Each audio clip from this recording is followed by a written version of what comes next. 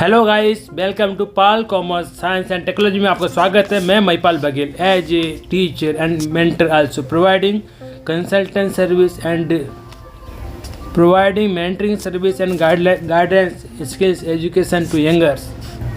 चलिए the new time is ready to start. आज हम पढ़ेंगे एम कॉम का सब्जेक्ट स्ट्रेटजिक मैनेजमेंट। और जो आज लेक्चर आज का हमारा 6 वह है इंटरनल एनालिसिस और ये एम.कॉम का सब्जेक्ट नाम है स्ट्रेटजी मैनेजमेंट और पेपर कोड है MCO 023। चलिए day no time is ready to start.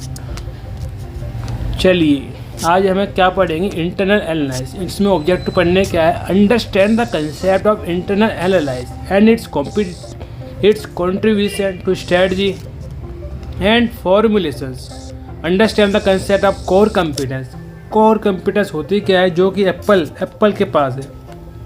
Guidance to assess what resource and ability to constitute core competence of organisation. भाई कौन से रिसोर्स चाहिए हमें कोर कंपिटेंसी को लाने के लिए।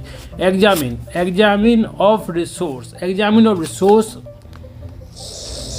type of resource which organization pose and their strategy importance.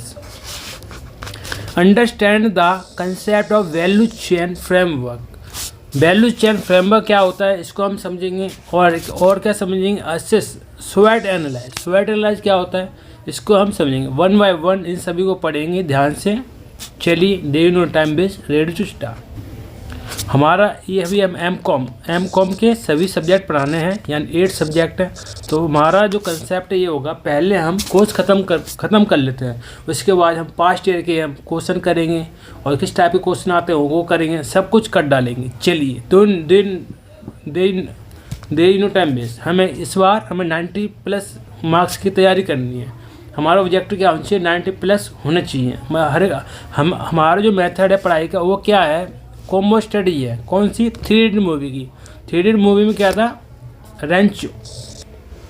एक रेंचो था और 3 इडियट मूवी में रेंचो और चतुर क्या था, रटता था, रेंचो समझता था। हमें कॉम्बो यूज करना है, यानी रटना है और समझना है और छापना है पेपर में फुल, जिससे कि पेपर की साइज बढ़िया हो सके, अच्छे मार्क्स आ सके। हमारा टारगेट ये है 90+ के लिए हम तैयारी कर रहे हैं। उसके लिए हमें डीप स्टडी करनी पड़ती है, यानी कि थोरोली स्टडी से बात नहीं बनती। डीप स्टडी यानी कि कंटेंट, जो स्टडी मटेरियल कंटेंट होते हैं वो पेपर में उतारने पड़ते हैं, तभी फुल मार्क्स मिलते हैं, अदरवाइज नहीं। चलिए डे नो टाइम बेस ready to start. Strategic management unit 6 यानी लेक्चर 6 सब्जेक्ट है strategic management and paper code है MCO 23। चलिए डे नो टाइम बेस रेडी टू स्टार्ट। 1 by 1 समझते हैं। इंट्रोडक्शन में यही सब पढ़ना है और पहले से हम इंट्रोडक्शन पढ़ते आए।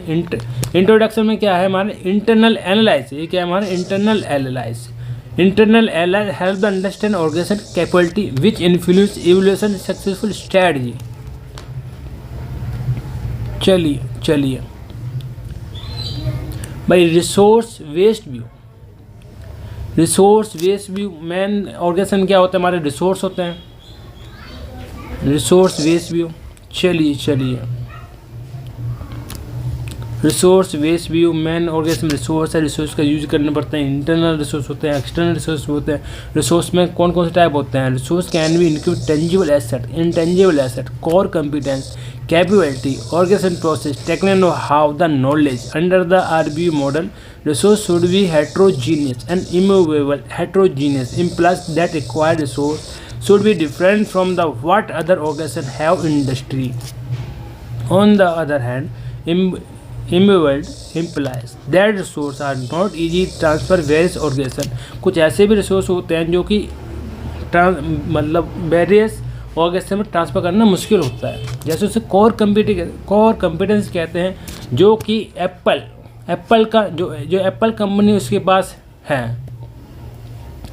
यानी ओवरव्यू हम एक बार देते हैं। इंट्रोडक्शन में इसमें हम इंटरनल एनवायरनमेंट होता है, एक्सटर्नल एनवायरनमेंट होता है। इंटरनल एनवायरनमेंट से क्या निकलते हैं, स्ट्रेंथ वीकनेस। एक्सटर्नल एनवायरमेंट क्या निकलते हैं, अपोजिट थ्रेट। तो इंटरनल एनवायरमेंट में क्या हुआ है, अंडरस्टैंड करते हैं हम, रिसोर्स का अंडरस्टैंड करते हैं, उसमें कोर कंपिटेंस, टेंजेबल एसेट, ये हमारे क्या होते हैं, रिसोर्स होते हैं। Resource based view, resource, tangible asset, intangible assets, tacit knowledge, ये सब क्या है, रिसोर्स होते हैं। चलिए वन बाय वन हम समझते हैं। एसेट्स क्या होते हैं, एसेट जिससे ऑर्गेनाइजेशन को बेनिफिट मिलता है फ्यूचर में, वो एसेट्स होता है। जैसे कोई ऑब्लिगेशन मिलती है जो पे करना है, उसे हम लायबिलिटी कहते हैं। तो इन्हें समझते हैं। Example of tangible assets, example of tangible asset. Tangible asset क्या होता है, तो टेंजिबल का मतलब है दिखना, जिसे हम टच कर सकते हैं, फील कर सकते हैं, टच कर सकते हैं, उसे हम टेंजिबल एसेट कहते हैं। जिसको हम टच नहीं कर सकते, हम इसे इंटेंजिबल एसेट्स कहते हैं। Tangible asset, intangible asset. Tangible asset क्या होता है, फिक्स एसेट होगी, मशीनरी होगी, प्रॉपर्टी प्लांट हो गए, जिसको हम टच कर सकते हैं, मतलब छू सकते हैं, उसे हम टेंजिबल एसेट ऐसे कहते हैं। इंटेंजिबल एसेट जैसे हम टच नहीं कर सकते, वो एसेट होती है, जैसे ब्रांड नेम जो दिखाई नहीं देता विच चीज़। तो टेंजिबल एसेट्स में organisation property, equipment, fix asset, वो टेंजिबल एसेट होती हैं। Brand name which is trusted, जो विश्वास वाला है, वो हमारे इंटेंजिबल एसेट होता है। पैटेंट हमारे ही गलत डाल दिया, इंटेंजिबल एसेट होता है, नॉट टेंजिबल एसेट्स। ये गलत दे रखा है दोस्तों, पेटेंट वो यानी स्टडी मेटेरियल में भी गलत दे रखा है भाई। पेटेंट हमारा इंटेंजिबल एसेट होता है, ये हमारा इंटेंजिबल एसेट होता है, पेटेंट नॉट टेंजिबल एसेट। ये रॉन्ग है, आप कहीं भी आपके पास स्टडी मेटेरियल हो तो आप मार्क कर ले, पेटेंट हमारा इंटेंजिबल एसेट होता है। नॉलेज एंड वर्कफोर्स में इंटेंजिबल होती है। डिस्ट्रीब्यूशन नेटवर्क, और ये क्या है इसमें, reverse organisation structure. Example tangible से IT नेटवर्क सिस्टम, उसमें क्या है, ऑर्गेनाइजेशन कल्चर, इंटेंजिबल एसेट। इसके बाद पढ़ते हैं कैपेबिलिटी। कैपेबिलिटी क्या होती है, कैपेबिलिटी क्या होती है, full advantage of its assets. In order to take full advantage of its assets, the organizations to develop skills and experience suggest that with similar assets to different organizations may add value to different amount of themselves. This difference can only examine by the difference in the capability utilizing this asset. यानी कि जो inherent capability होती है organisation, उसको हम strength बोलते हैं, और जो आउटसाइडर कैपेबिलिटी होती है उसको हम अपॉर्चुनिटी कहते हैं। For examples in sector like management education, you will find the institutions more or less with similar resource and infrastructures. However, the quality of their output in the terms of new professional of business may be strikingly different for the different institutions. This is greatly reflected in the type of organization, pick them up of employment and kind of job responsibility they offered. This difference in output can be explained on count skills which these institutions carry with themselves. This position has found true in case of many Indian organizations as well as multinational corporations. चलिए, competency क्या होती है मेरे दोस्तों, competency जो कि competency में benefit दे organisation को, हम कॉम्पिटेंसी कहेंगे। तो most simply put, it refers to ability to perform. Experts from the field of strategy using the term distinguishing competency refers to critical bundles of skills that an organization can draw to distinguish itself from the competitors. However, in order to have better understanding of the concept, you need to understand first. आपको पहले समझना होगा the resources which are available to an organization, how they different themselves as competency और core competency. जो organisation resource होते हैं वही competency बनाते हैं। चलिए आगे बढ़ते हैं। तो study important of resources, strategy important resources. भाई कोर कंपिटेंसी हम कैसे बनाएंगे, यानी कि उसके लिए अवेलेबल रिसोर्स होने चाहिए, फिजिकल रिसोर्स होने चाहिए, ह्यूमन रिसोर्स होने चाहिए, फाइनेंशियल रिसोर्स होने चाहिए, इंटेलेक्चुअल कैपिटल होनी चाहिए। ये सब किसके पास है? एप्पल, अमेरिका की company Apple. Core competency, core competency क्या होता है? VRCS। वी का होता है वैल्यूएबल, आर का मतलब होता है रेयर, प्रोडक्ट उनके रेयर होते हैं, और सी का होता है नॉट, सी का होता है कॉम्पिटिटिव डिफरेंशिएशन, और एस का होता है नॉट सब्स्टिट्यूटेबल। जो प्रोडक्ट होते हैं नॉट सब्स्टिट्यूटेबल होते हैं, और सी का मतलब है not immediate copy, difficult to copy. C का मतलब डिफ़िकल्ट टू कॉपी होता है। Core competency, core competency Apple का फ़ोन, एप्पल कंपनी, ये हमारी क्या है? कोर कंपिटेंसी है। कोर कंपिटेंसी एक वाइड मीनिंग है, उसको समझाने में काफ़ी टाइम मिल जा सकता है। मैं आपको शॉर्ट में समझाता हूँ। एप्पल, इसका एग्जाम्पल एप्पल कंपनी किसने खड़ी की थी? स्टीव जॉब्स, जिसको कैंसर हो गया था। उसके बाद बोला, स्टीव जॉब्स ने कहा ये मेरा एप्पल कंपनी मेरा बच्चा है, इसको संभाल के रखना। उसके बाद टिम कुक ने एप्पल की कंपनी को चलाया, अच्छी तरह चलाया।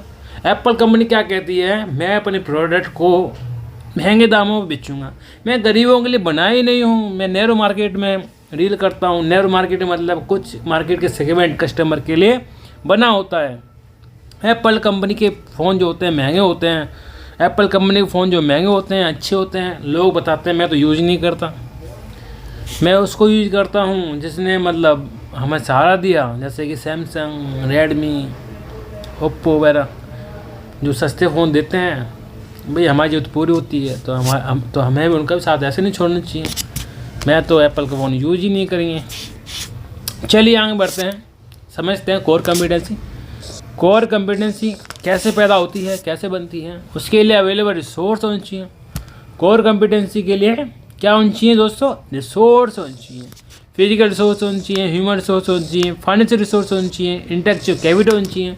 वन बाय वन समझते हैं अवेलेबल रिसोर्स क्या होता है। These are those resource that are basically capability of an organisation which can be listed broadly as.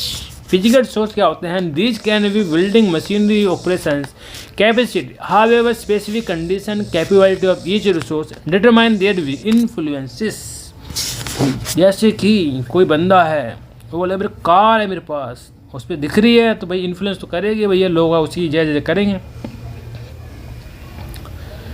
Human resource, मानव को देखा जाए तो एक जनसंख्या भी है जो कि बोझ भी है, और समझो तो उसको एसेट भी है, रिसोर्स भी है, काफ़ी सारे काम करती है। तो कोई तो ह्यूमन को बोझ समझते हैं, कोई रिसोर्स समझता है।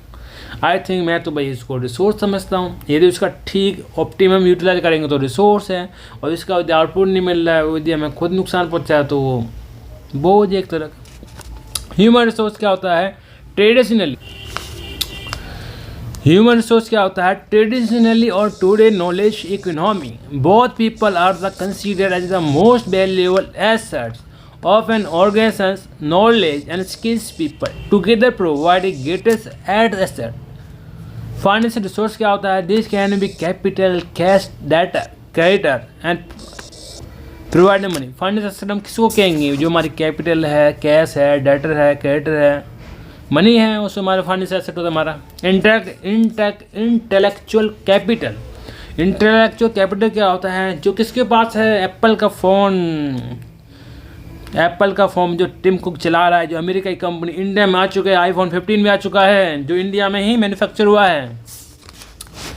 किस बेस पे हुआ है? इंटेलेक्चुअल कैपिटल बेस पे हुआ है। दीज आर द इंटेंजिबल, जो दिखाई नहीं देती, these are the intangible resource which is include the knowledge that has been captured in pattern, brand, business system and relationship with the associate. In knowledge economy, intellectual capital is considered as a major asset of many organizations, exhibits to relationship between the resource and competence advantage. चलिए आगे बढ़ते हैं, चलिए आगे बढ़ते हैं।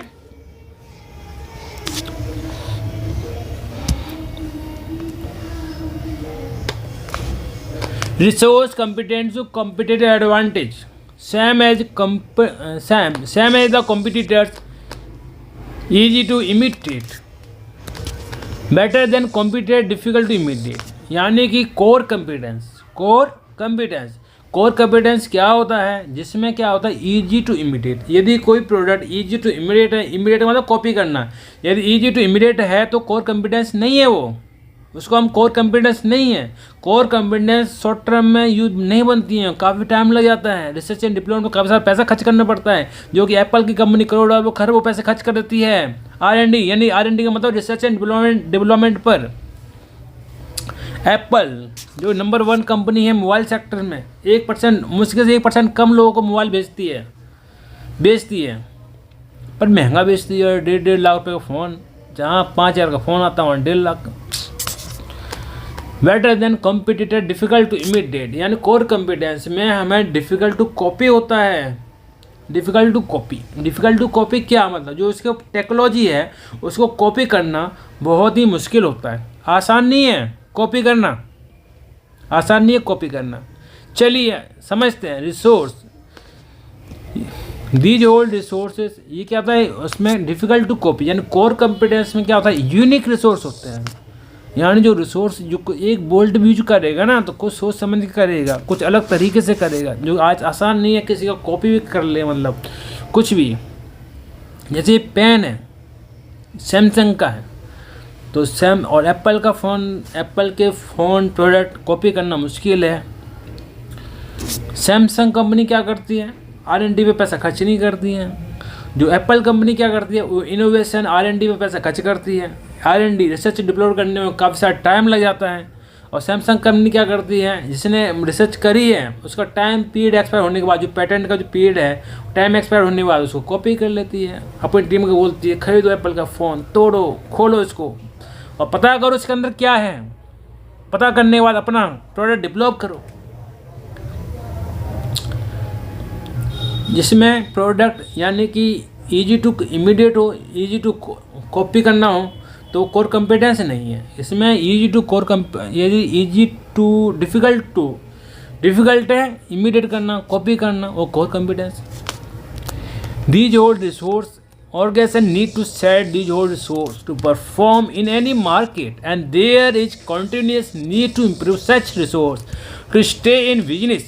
This becomes inevitable because of competitors and sometimes new entrants. We think of many industries of India like automobile, durable goods, telecom, which with the foreign players had to acquire new set of resource as their these hold resource to survive.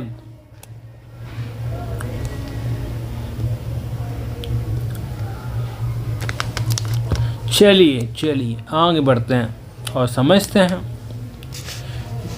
Unique resource, कोई core competence में unique resource होते हैं। Unique resource I defined as study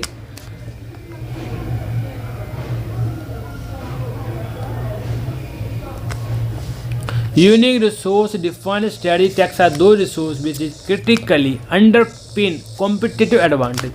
यानी हम unique resource use करेंगे तो हमें competition में क्या एडवांटेज मिलेगा। Their ability to provide value in the product is better than competitor resource and is difficult to imitate.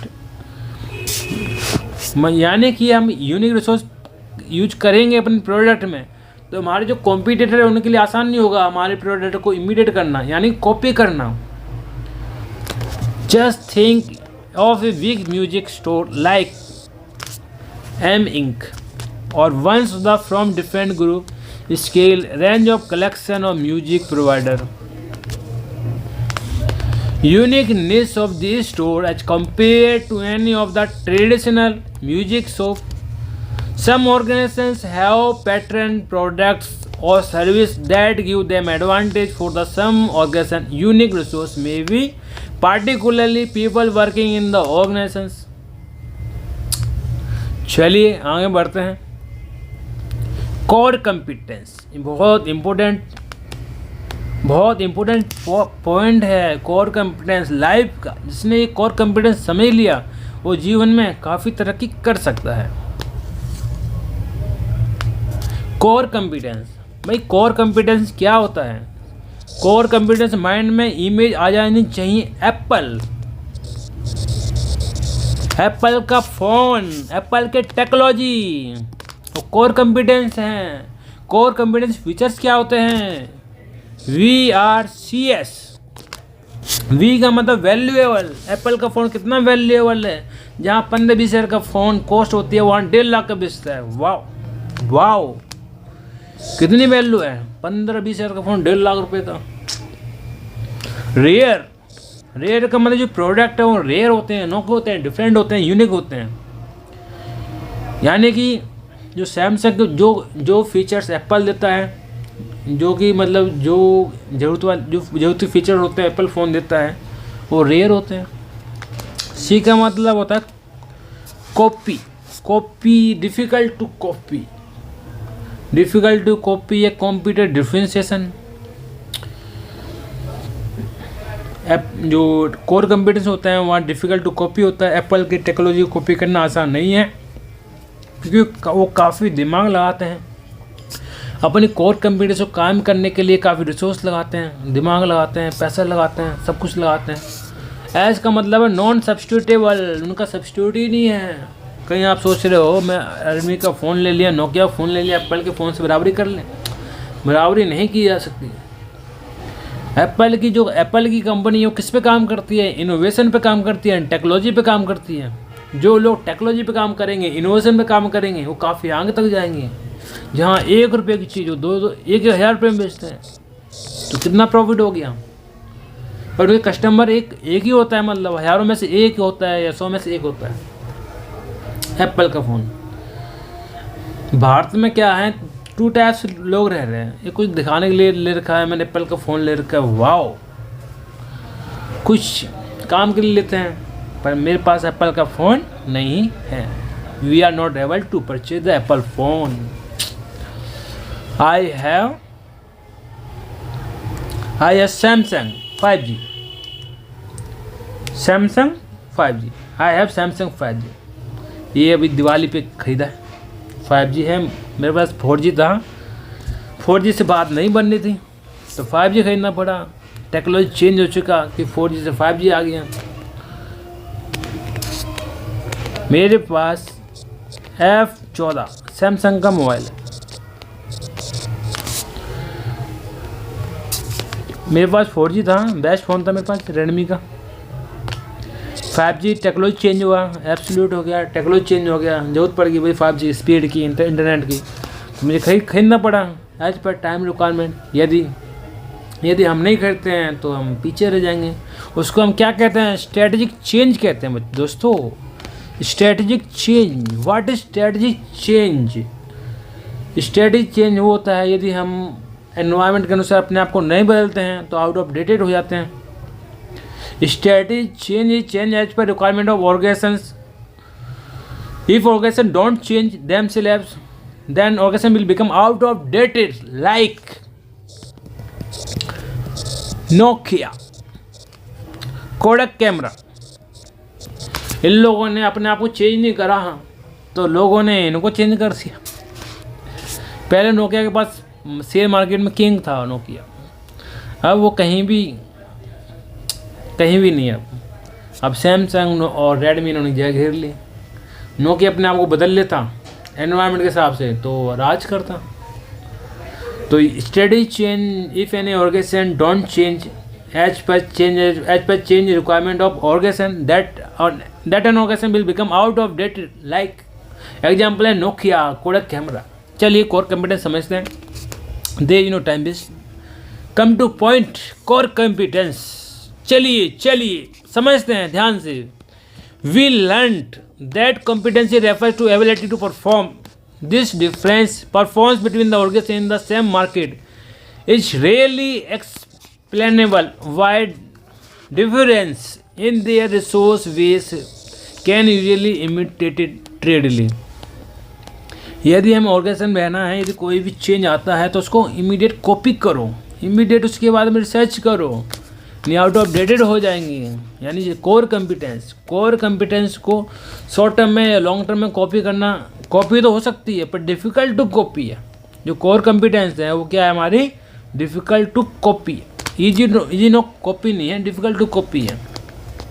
Superior performance actually determined by the way in which resource are deployed to create competence in the organisation activity. यानी हम core competence पैदा करनी है तो कैसे पैदा होगी, उसके लिए हमें रिसोर्स लगाना पड़ेगा। रिसोर्स का मतलब पैसे लगाने पड़ेंगे, फाइनेंस लगाना पड़ेगा, ह्यूमन रिसोर्स लगाना पड़ेगा और काफ़ी सारे पैसे लगाने पड़ेंगे, तब कोर कॉम्पिटेंस डेवलप होगी। और कुछ गारंटी भी नहीं है कोर कॉम्पिटेंस डेवलप हो या ना हो। An organization needs to achieve these old level of competence in all the activity process. Core competence are activity or process that critically underpin an organization competitive advantage. They create a sustainability to meet the critical success factor of particular customer group. Core competence में क्या होता है, particular group section को target किया जाता है, क्या कहता है, target better than other and provide the ways that are difficult to immediate. जो कोर कॉम्पिटेंस में भाई प्रोडक्ट को कॉपी करना डिफिकल्ट होता है। एप्पल का फ़ोन, एप्पल का टेक्नोलॉजी आसान नहीं है कॉपी करना, ऐसा नहीं रातों रात में कॉपी हो जाए। कॉपी होने में भी काफ़ी टाइम लग जाती हैं, सदियाँ लग जाती हैं। सैमसंग की कंपनी काम करती है, एप्पल की कंपनी काम करती है R&D, रिसर्च एंड डेवलपमेंट पे, इनोवेशन पे। जब वो प्रोडक्ट लेकर आती है और लॉन्च करती है, पर आईफोन 15 पे वैसा उसने ज़्यादा कुछ नहीं करा। कुछ प्रोडक्ट उसने ऐसे कॉपी करे जो पहले की कंपनियां मतलब इनोवेशन कर चुकी हैं पर वो हाल ही में बंद हो चुकी हैं, यानी वो केस भी कर सकती हैं एप्पल फ़ोन पर। सैमसंग कंपनी क्या कहती है, हम R&D पे पैसा खर्च नहीं करेंगे, यदि कोई R&D करता है हम कुछ टाइम बाद उस पर हम काम करेंगे। तो दोनों राइट वे है, दोनों टेक्नोलॉजी सही है, क्योंकि जो R&D करेगा, इनोवेशन करेगा, उनके जो प्रोडक्ट वो महंगे होंगे। जो सैमसंग जो R&D इनोवेशन नहीं करेंगे, वो कॉपी करेंगे या उसी में ही काम करेंगे, तो उन्हें जो कॉस्ट है वो कम हो जाती है। तो इंडिया में तो फ़ोन लोगों को सस्ते चाहिए, महंगे नहीं चाहिए, रिक्वायरमेंट बेसिस फ़ोन चाहिए। Now the question rise has to how assess what constitute valuable asset, capability and competence.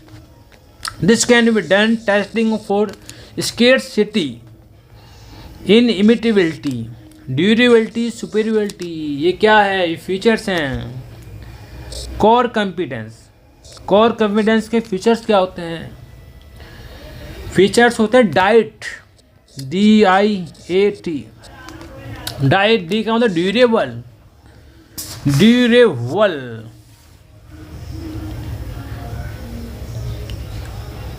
ये हमारा कंपीटिटिव एडवांटेज है। मतलब कंपीटिटिव एडवांटेज क्या होता है हमारा, नहीं नो कोर कॉम्पिटेंस, हाँ कोर कॉम्पिटेंस के एडवांटेज हमारे ड्यूरेबल, यानी कि अमिताभ बच्चन जब तक अमिताभ बच्चन हैं तब तक उनके पास कोर कॉम्पिटेंसी है, जिसके बाद अमिताभ बच्चन है। और ट्रांसफरेबल, यानी कोई एक फेमस हॉस्पिटल है, उसके सभी एम्प्लॉई किसी दूसरी कंपनी में चले गए तो कोर कॉम्पिटेंसी दूसरी कंपनी में ट्रांसफर हो गई। चलिए आगे बढ़ते हैं।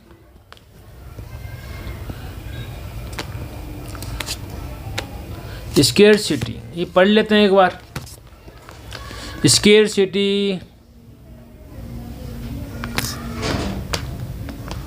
Scarcity, imitability, durability, superiority.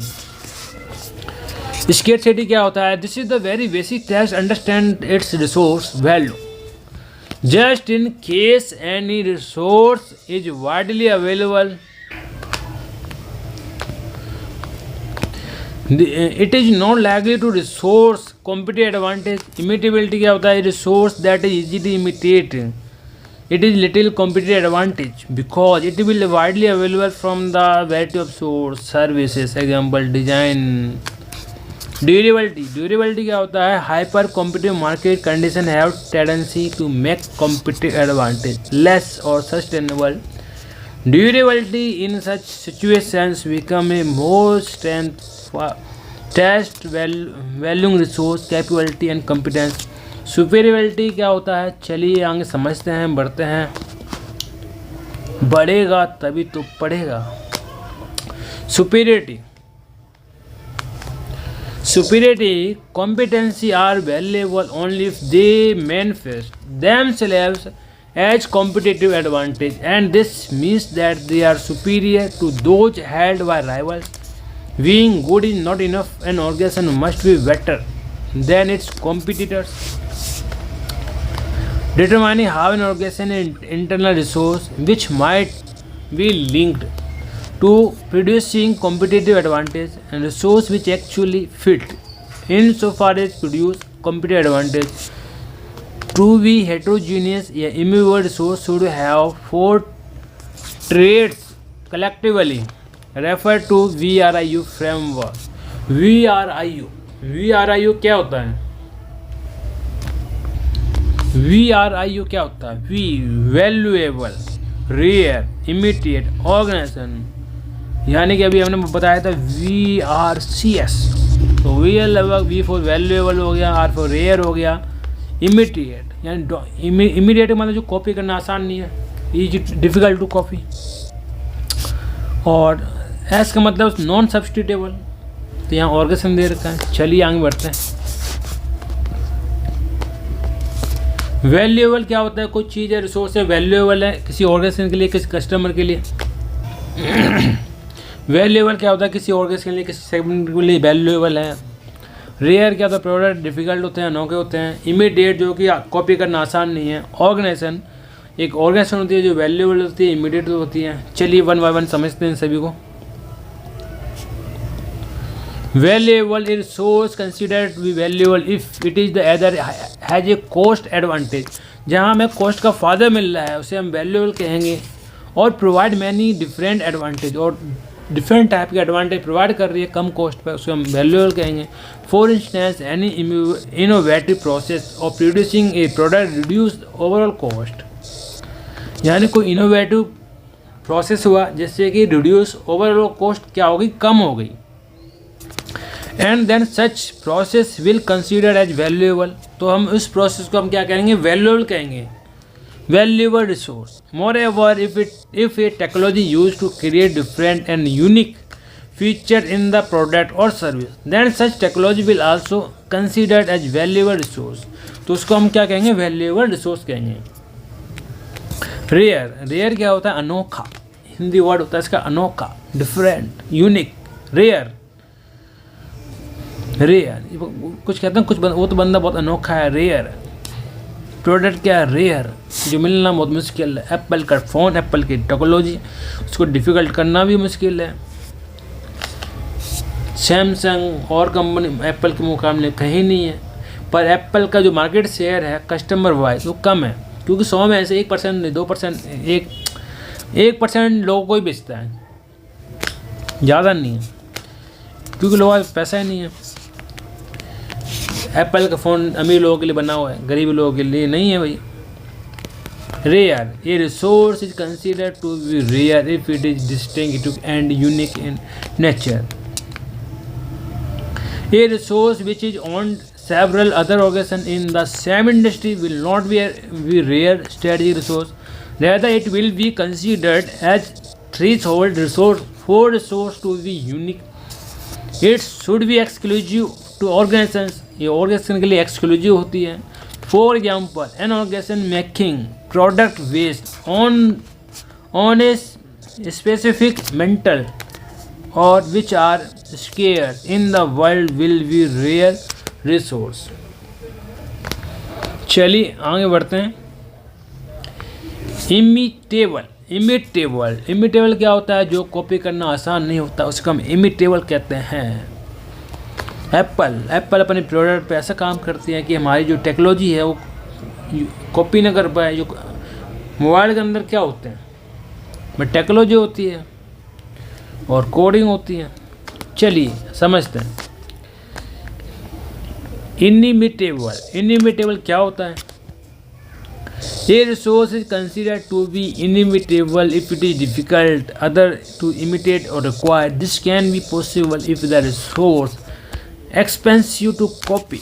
यानी कि इमिटेबल का मतलब ये है कि एप्पल का फ़ोन डिफ़िकल्ट टू कॉपी है। डिफ़िकल्ट टू कॉपी का मतलब ये है, इमिटेट टू कॉपी का मतलब है कॉपी तो हो सकती है पर आसान नहीं है कॉपी करना। कॉपी करने में काफ़ी सारा टाइम लग जाता है, काफ़ी सारा पैसा लग जाता है, काफ़ी सारी कॉस्ट लग जाती है।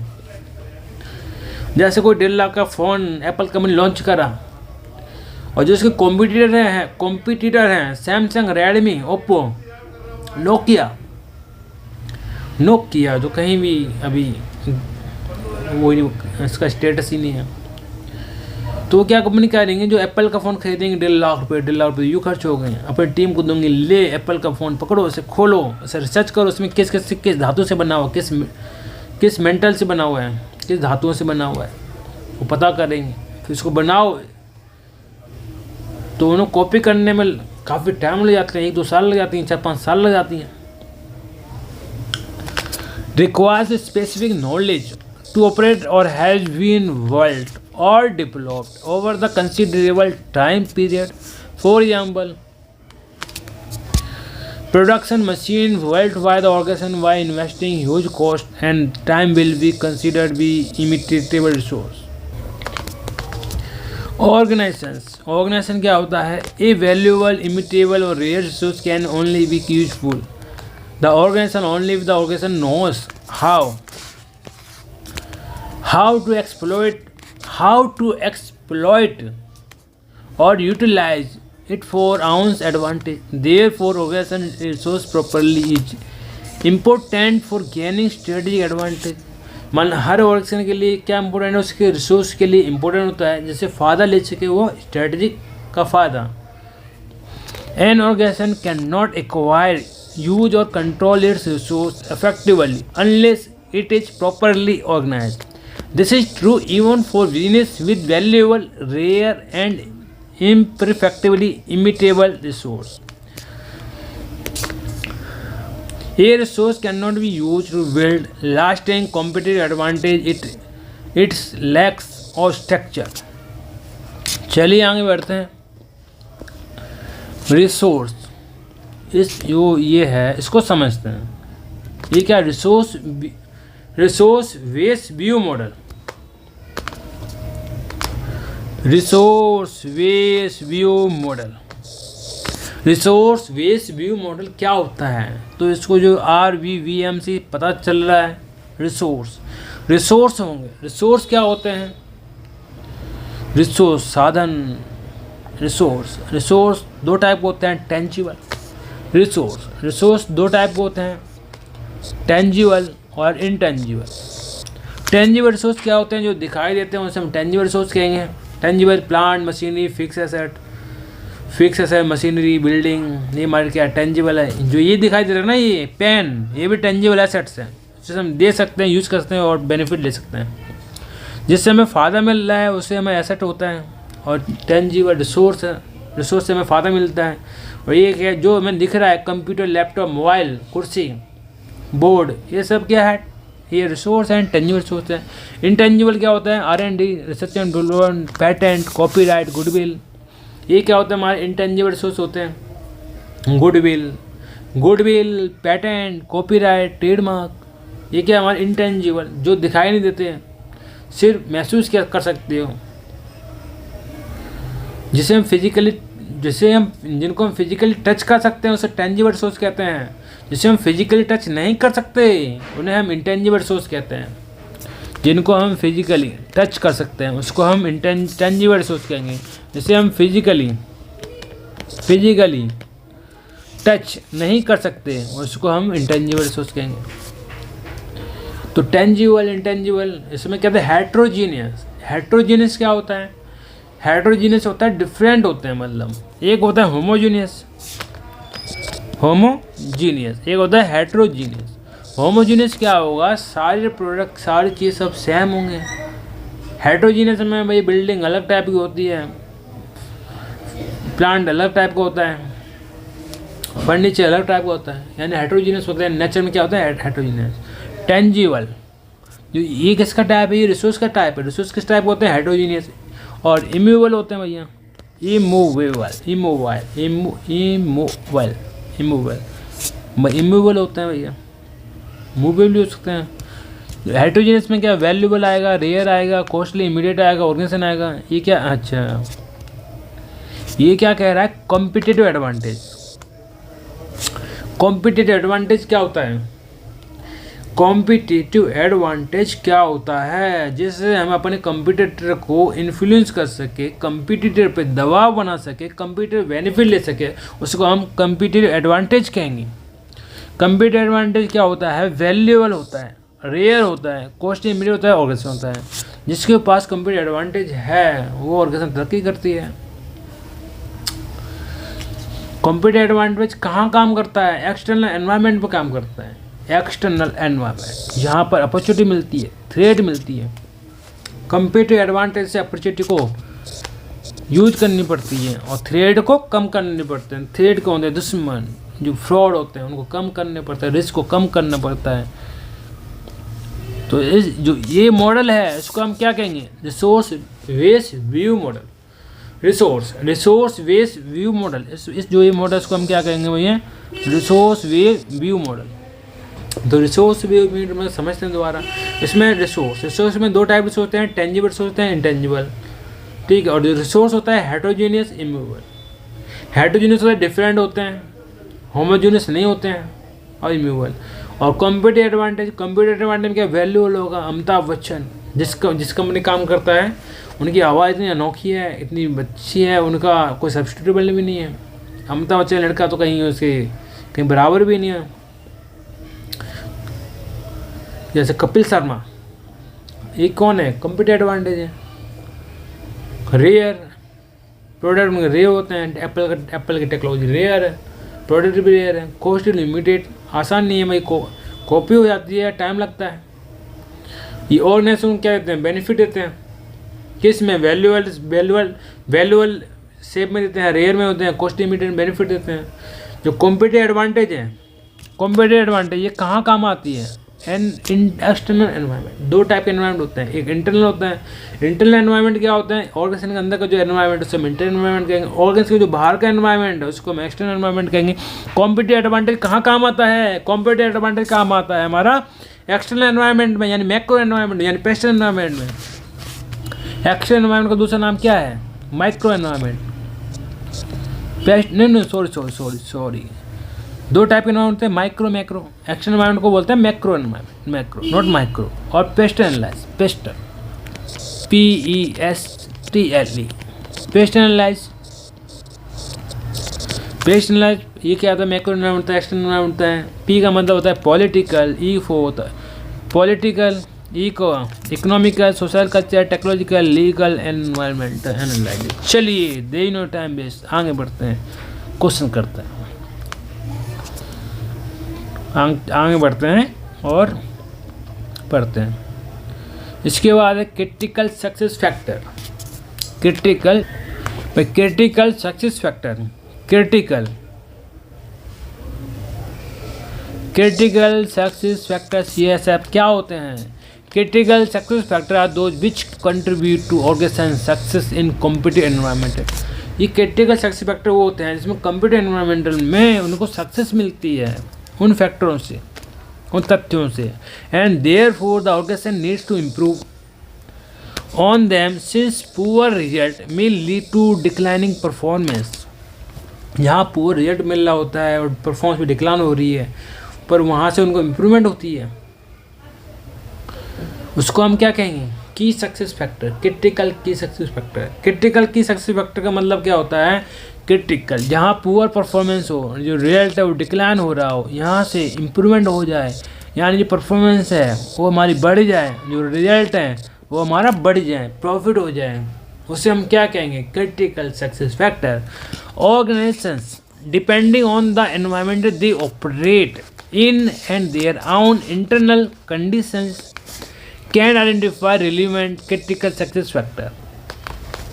However, the literature on strategy suggests view few general source of critical success factor that have been identified based on empirical research. They are follows.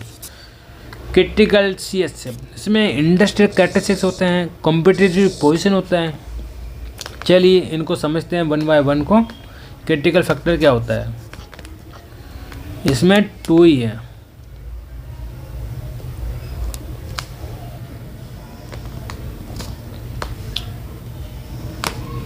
Industrial characteristics, industry specific critical success factor are factors critical for performance of an industry. For example, hospital industry, excellent customized service, wide presence and excellent booking and reservation system in critical. Similarity for airline industry, fuel efficiency, load factor and excellent reservation system are critical. Competitive position क्या होगा, critical success factor for an organization may also determine its relative position with respect of its competitors. In some instances, industries dominate few large players and their actions lead to determine the critical success factor for the industry which smaller players have to ensure for their success. For example, for the pathological laboratory center LS CA की success factor was authenticity. चलिए आगे बढ़ते हैं। Critical success factor, critical success factor, critical success factor, critical success factor, critical success factor क्या हो सकते हैं। लो sales and administration expense, ये हमारा एग्जाम्पल है क्रिटिकल सक्सेस के। लो सेल्स कम हो रही है, एडमिनिस्ट्रेशन एक्सपेंस बढ़ रहे हैं।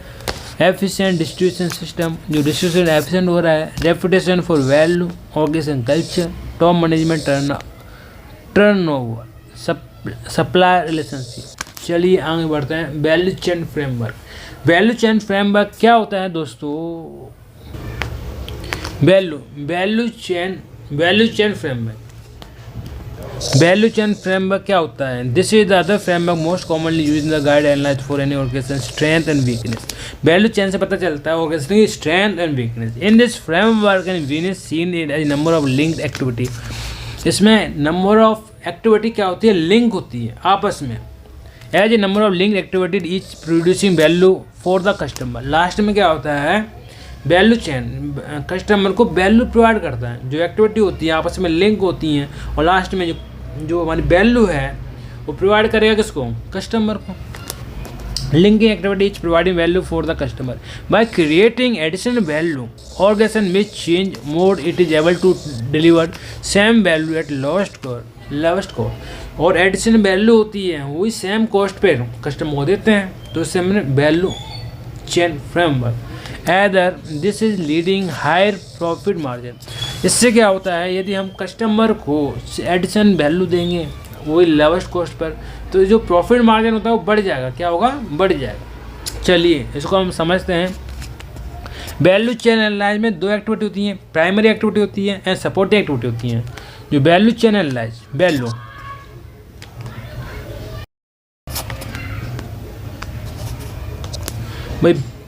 चेन भाई porters value chain model.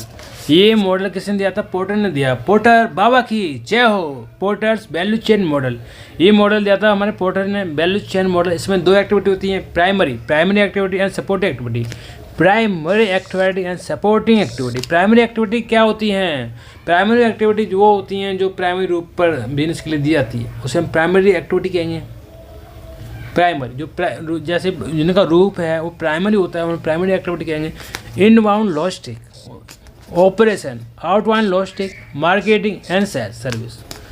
Primary activity क्या होती हैं, जो प्राइमरी रूप से दी जाती हैं वैल्यू चेन में, उससे हम प्राइमरी एक्टिविटी कहेंगे। प्राइमरी एक्टिविटी कौन कौन सी होती हैं, inbound logistic, operation, marketing and sales और output logistic and services. Supporting activity क्या होती हैं, जो अदर देन प्राइमरी एक्टिविटी होती हैं वो सपोर्टिंग एक्टिविटी होती हैं, जो प्राइमरी एक्टिविटी को क्या करती हैं, सपोर्ट करती हैं। उससे हमें सपोर्टिव एक्टिविटी होंगी।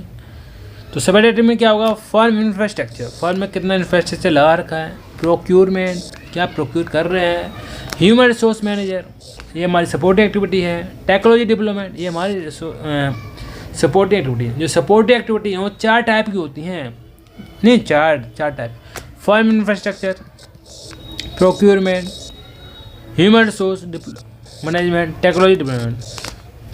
पहली बात तो हमने अभी पढ़ा कि वैल्यू चेन एनालिसिस क्या होता है। वैल्यू चेन एनालिसिस एक इंटरलिंकिंग होती हैं जो activity, primary activity, supportive activity, जिससे कि कस्टमर के वैल्यू प्रोवाइड कर सके कस्टमर। ये क्या होता है, लिंक होगा, सप्लाई, डिस्ट्रीब्यूटर, सर्विस, तो इससे कस्टमर को क्या मिलेगी, वैल्यू मिलेगी।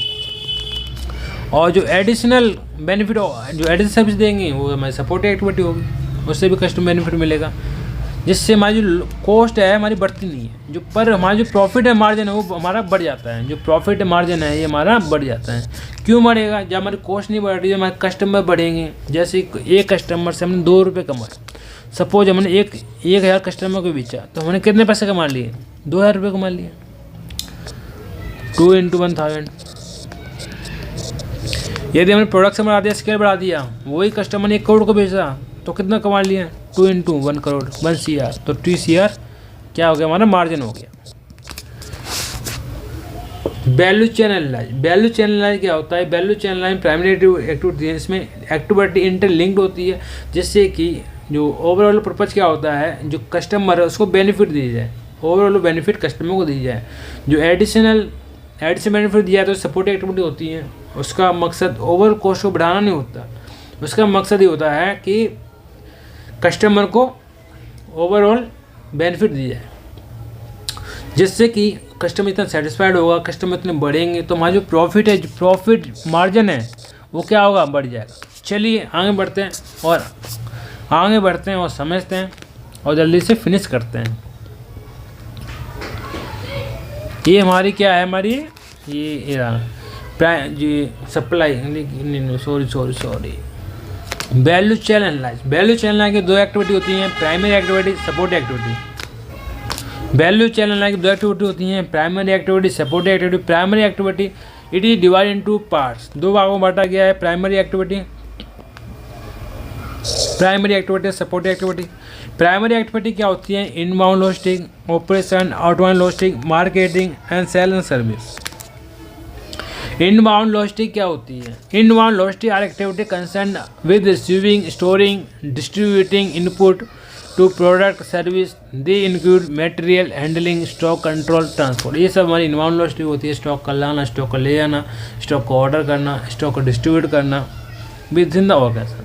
ऑपरेशन क्या होता है, transform various input into the final products. Operation क्या होता है, जो हमारे वेरियस इनपुट होता है उसे फाइनल प्रोडक्ट में कन्वर्ट करना।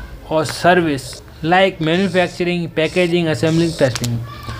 आउटबाउंड लॉजिस्टिक क्या होता है, आउटबाउंड लॉजिस्टिक, आउट का मतलब बाहर, collect and store, distribute product to customer for tangible products. This is would be warehousing, material handling, transportation. Outbound logistic में इंक्लूड होता है transportation. In this case, service they may be more concerned with the arrangement for bringing customer to service if it is fixed location, entertainment show. Marketing and sales क्या होता है, marketing and sales makes consumer user aware of product or service so that they are able to purchase. This is include sales, administrative, advertising, selling and so on. And service तो आपको पता है, काफ़ी से लोग सर्विस देते हैं। Services activity helps improving the effectiveness of efficiency and primary activity. Service क्या होता है, जो प्राइमरी एक्टिविटी को इम्प्रूव करता है। चलिए आगे बढ़ते हैं। जो प्राइमरी एक्टिविटी को जो सपोर्ट करता है उससे हम सपोर्टिव एक्टिविटी कहते हैं। Each of group of primary activity link to support activity which are full. Support activity होती हैं 4 होती हैं, procurement, technology development, human resource management और फर्म इंफ्रास्ट्रक्चर।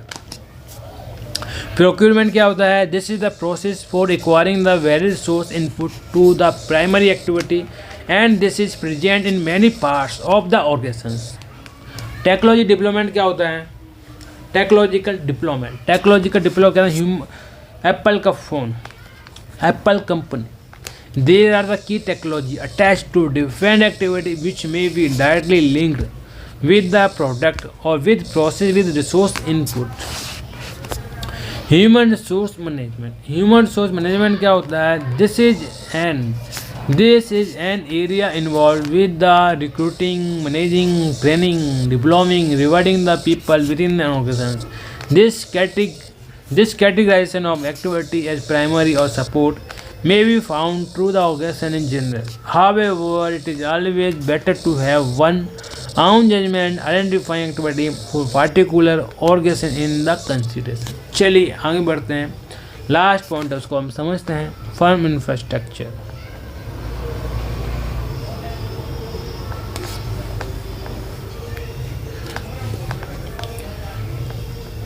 ये क्या है? Value chain analyse. Value chain analyse में दो भागों में बांटा गया है, primary activity, support activity. Primary activity क्या होती है? Inbound logistic operation, outbound logistic marketing sales.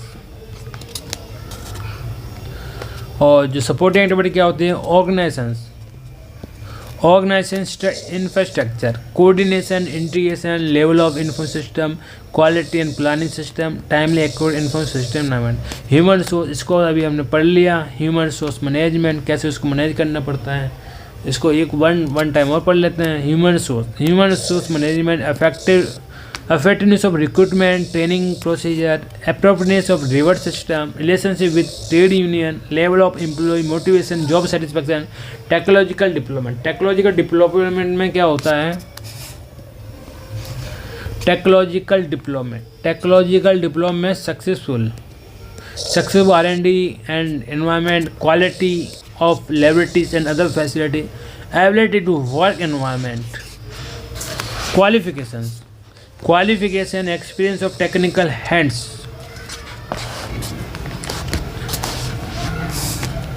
procurement, source of raw material, time and cost, quality, procedure and procurement, relationship with reliable supplier। चलिए आगे बढ़ते हैं। द बैलेंस स्कोर कार्ड क्या होता है? बैलेंस स्कोर कार्ड क्या होता है? बैलेंस स्कोर कार्ड एक तरह की मानो रिपोर्ट कार्ड होता है। कोई स्टूडेंट है, जो उसका रिजल्ट आता है उसका क्या होता है? Balance score card. उसमें पता होता है क्या बैलेंस है, क्या पोजीशन है, उसको हम बैलेंस स्कोर कार्ड कहेंगे। चलिए इसमें टेक्निकल लैंग्वेज में समझते हैं। Balance score card, this concept offer well-rounded evaluation that view the organization from the different complementary perspectives, यानी किसी ऑर्गेनाइजेशन को इवेल्युएट कर सके किसी पोजीशन पे, तो उसको हम क्या कहेंगे? बैलेंस स्कोर कार्ड कहेंगे। 4 perspective of balance score card. Financial हो सकता है, कस्टमर हो सकता है, ऑपरेशन होता है, ऑर्गेनाइजेशन। 4 पर्सपेक्टिव हैं। फाइनेंशियल पोजीशन चेक करेंगे, इवैल्यूएशन करेंगे, प्रॉफिटेबिलिटी ग्रोथ चेक करेंगे, इवैल्यूएशन करेंगे। कस्टमर क्या है? Differentiation, cost and response. Customer क्या चाहता है? डिफरेंस चाहता है, कॉस्ट चाहता है, या क्विक रिस्पॉन्स, उसको कस्टमर एनालाइज करेंगे। ऑपरेशन, अपने जो हमारा ऑपरेशन है वो पता करेंगे। Product development, demand management, fulfilment, यानी कि ऑपरेशन में क्या चेक करेंगे, यानी कि जो मार्केट में जो काम 2 मिनट में होता है वो हम 3 मिनट में कर रहे हैं, यानी 1 मिनट हम ज़्यादा ले रहे हैं। तो क्यों ले रहे हैं? तो जैसे कोई रेस्टोरेंट है, किसी ने ऑर्डर दिया पर वो टाइम पे नहीं लेके आया, वो चले गए, यानी कि डिले इन ऑपरेशन। ऑर्गेनाइजेशन का मतलब क्या है? Leadership, organisation learning, ability to change. चलिए आगे बढ़ते हैं। इसके बाद है हमारा कंपैरिजन स्टैंडर्ड में क्या होता है? इंडस्ट्री नॉर्म, इंडस्ट्री के कानून होते हैं, इंडस्ट्री के रूल्स रेगुलेशन होते हैं। हिस्टोरिकल कंपैरिजन होता है इसमें, भाई हिस्टोरिकल कंपैरिजन होगा। बेंचमार्क, कंपनी क्या होते हैं? बेंचमार्क होते हैं। स्वॉट एनालाइज, भाई स्वॉट एनालाइज क्या होता है? स्वॉट एनालाइज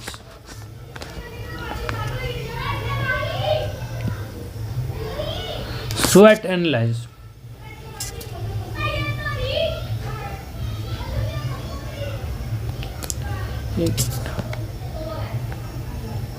SWOT एनालाइज क्या होता है?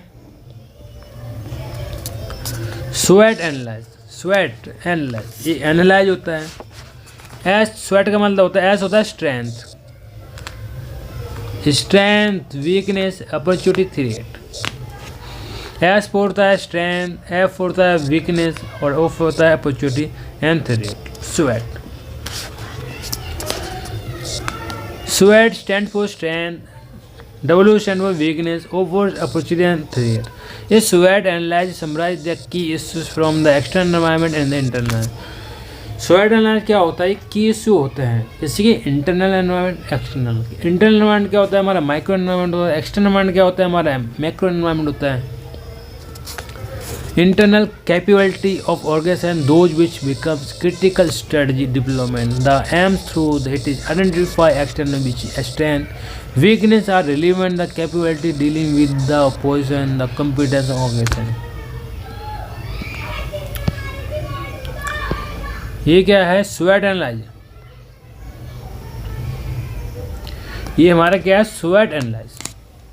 SWOT एनालाइज क्या होता है भाई? की पॉइंट होते हैं, की प्रॉब्लम होती हैं किसमें? Internal organisation, external environment. Internal environment को माइक्रो एनवायरनमेंट कहते हैं, एक्सटर्नल एनवायरनमेंट को हम मैक्रो एनवायरनमेंट कहते हैं। SWOT analyse, SWOT। SWOT क्या होता है? S होता है हमारा स्ट्रेंथ, W वीकनेस, O पर अपॉर्चुनिटी, T पर थ्रेट। तो इसमें क्या होता है? ये इसमें दो एनवायरनमेंट होते हैं, उसमें की इशू को डिस्कस किया जाता है। इंटरनल दो एनवायरनमेंट को होते हैं, इंटरनल एनवायरनमेंट को हम माइक्रो एनवायरनमेंट कहते हैं, एक्सटर्नल एनवायरनमेंट को हम मैक्रो एनवायरनमेंट कहते हैं। माइक्रो और ये मैक्रो, यानी एक्सटर्नल एनवायरनमेंट को हम क्या कहेंगे? मैक्रो। इंटरनल एनवायरनमेंट से हमें क्या मिलता है? इंटरनल जो ऑर्गेनाइजेशन, जो इंटरनल एनवायरनमेंट है उसमें हमें स्ट्रेंथ मिलेंगे। जैसे एप्पल के जो एम्प्लॉई हैं वो क्या है? स्ट्रेंथ है।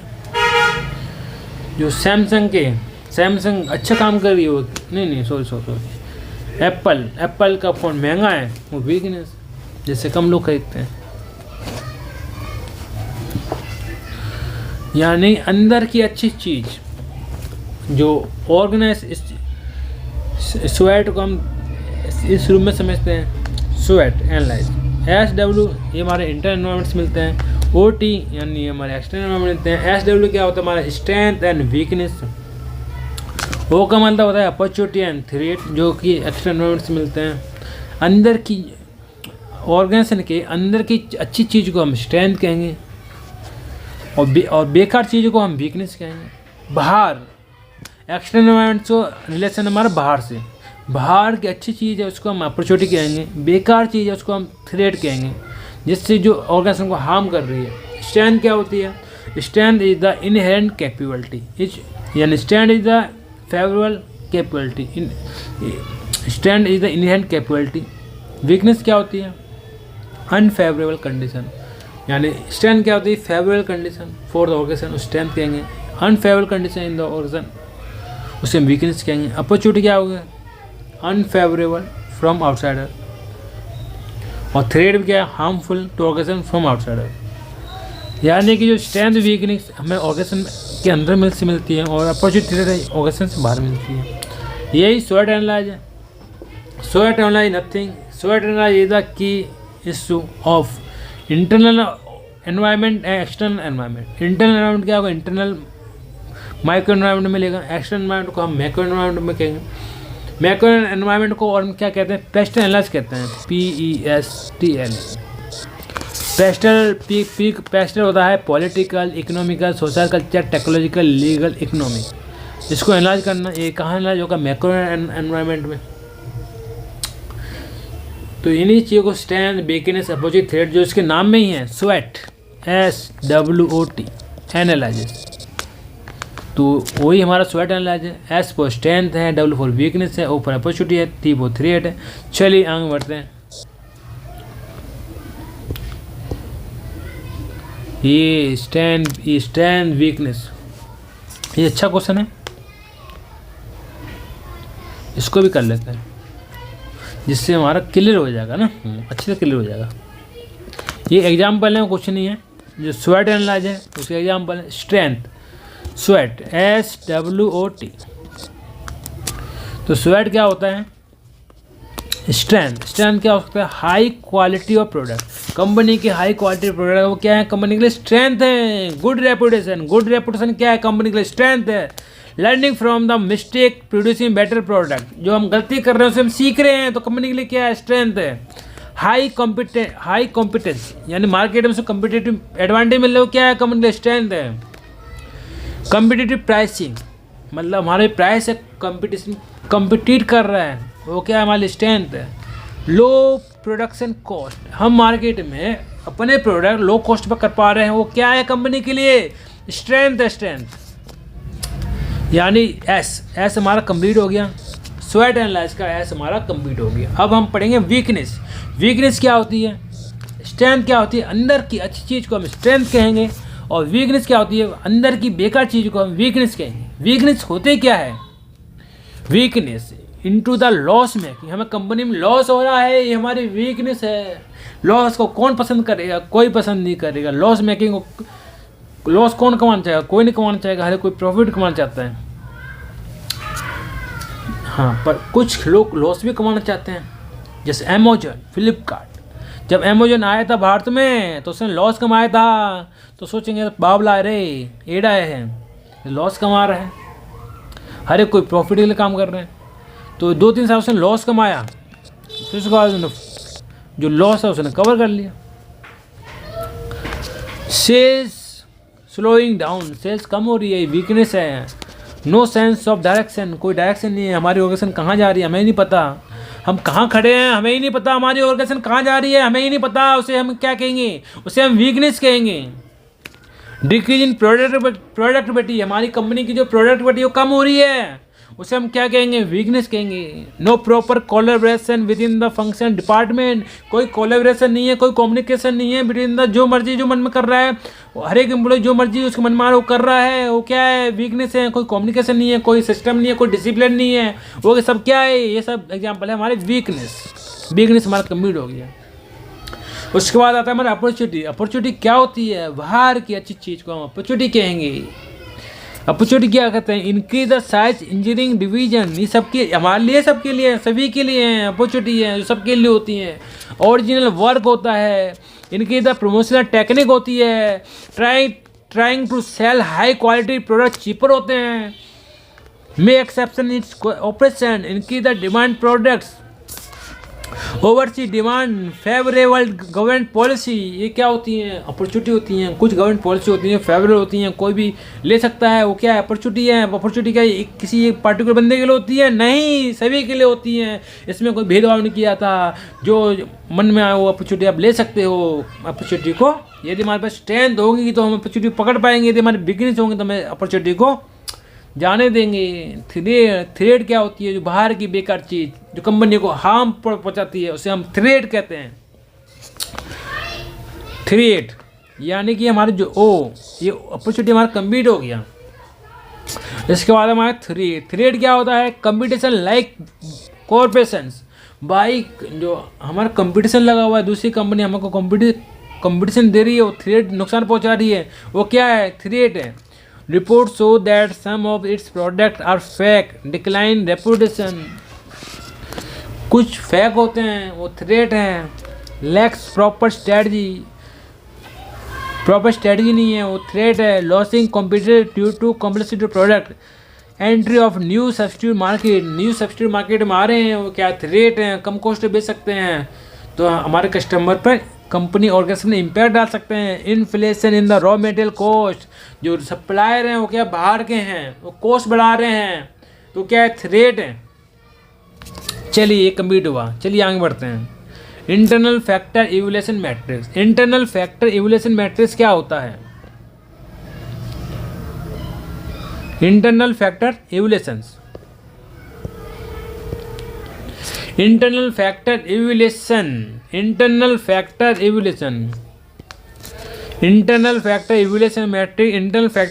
Matrix IFE is used to strategy tool of evaluate the internal environment of organism. This tool evaluates the major strength and weakness of organism in the functionality of Venus. It also provides the basis for assessing the relationship among those area involved. 5 steps which is follows. List key internal factor. ये क्या होता है हमारा? List की internal factor होते हैं. Assign the weight to each factor, assign the rating to each factor, determine the weight score factor, determine the total weight score. इसको हम पुरानी वीडियो में कंप्लीट कर चुके हैं, तो इसमें कोई ऐसा कुछ नहीं है. इंटरनल फैक्टर इवैल्यूएशन मैट्रिक्स होता क्या है? पहले हम लिस्ट की इंटरनल फैक्टर को आइडेंटिफाई करेंगे, फिर उस जो हमारी ईच फैक्टर है उसको हम असाइन वेट कर देंगे. Assign weight to each factor, assign the rating of each factor, each factor को रेटिंग असाइन कर देंगे. डिटरमाइन द वेट स्कोर और determine the total score card. चलिए आगे बढ़ते हैं. ये हम पुरानी वीडियो में पढ़ चुके हैं.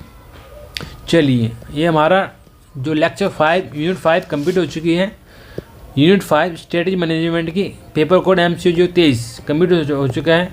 चलिए यदि मेरा वीडियो पसंद आया तो लाइक एंड शेयर सब्सक्राइब कीजिए, लाइक एंड शेयर सब्सक्राइब कीजिए, जिससे कि आने वाली वीडियो आपको और जल्दी जल्दी से आए. जय माता दी, भारत माता की जय, वंदे मातरम, भारत माता की जय, इंकलाब जिंदाबाद, भारत माता की जय. बाय बाय दोस्तों, टाटा बाय बाय. मिलेंगे अगली वीडियो में. बाय बाय दोस्तों, फिर मिलेंगे अगली वीडियो में. जय हिंद, तब तक बाय बाय. जय हिंद, जय वंदे मातरम, भारत माता की जय.